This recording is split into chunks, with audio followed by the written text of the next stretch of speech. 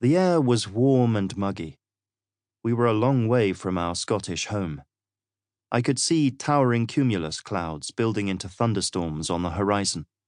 If talking about the weather is a hot topic for the British, it's an obsession for pilots.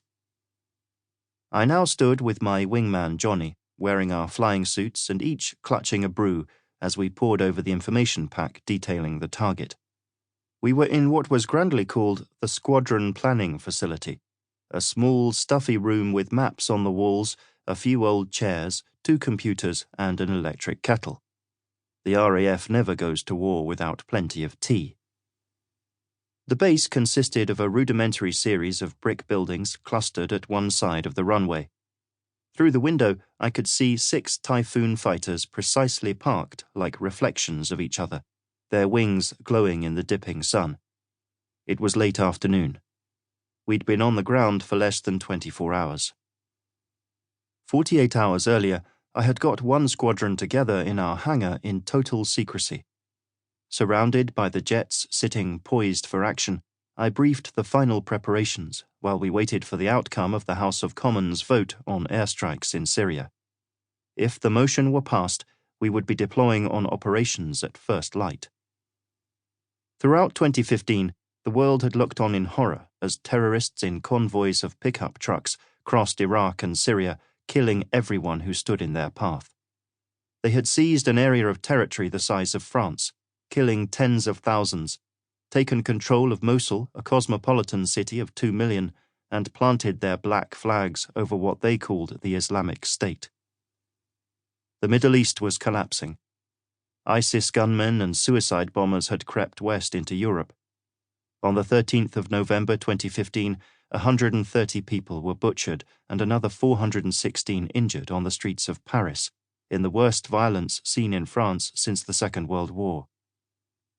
On the 2nd of December, television screens played a live feed from the Houses of Parliament. The debate was noisy and ran late into the evening. Hilary Benn, the Labour Shadow Foreign Secretary, gave an impassioned speech about the urgency for action and the need to stop ISIS. They hold us in contempt. They hold our values in contempt. They hold our belief in tolerance and decency in contempt. He paused and added, "What we know about fascists is that they need to be defeated." We now had an hour before our first mission, 60 minutes for the mind to waver back and forth between fear and excitement.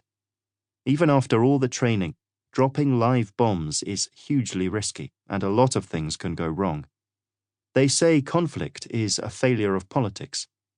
Having seen the human horror of ISIS brutality in the preceding months on our television screens, this was decisive action, and no matter what your political allegiance, it felt like a greater good. We wandered outside. The smell of rain carried on the warm air. I heard a rumble of thunder, and the darkening sky lit up with a streak of lightning. "Fly all the way from Scotland and it's bloody raining," Johnny said. It made me smile. Rain was the least of our worries. I took a quick glance at Johnny Anderson and wondered what God I ought to thank for having him as my wingman. He had started his career in the Parachute Regiment and had fought street battles in Fallujah in 2003. He then switched to the RAF, earned his pilot wings, and was now one of the flight commanders on one squadron. Johnny was a man of few words, as hard as rock, incredibly bright, greatly respected, and had an inner stillness that gave me the extra layer of confidence I needed. The operation before us had so many moving parts, I couldn't help recalling Murphy's Law or Sod's Law, that anything that can go wrong will go wrong, and at the worst possible time. Johnny shaded his brow as he looked up. A lot has got to come together if it's going to work. Both weapons will need to be inch perfect, I reminded him. He nodded and shrugged his shoulders.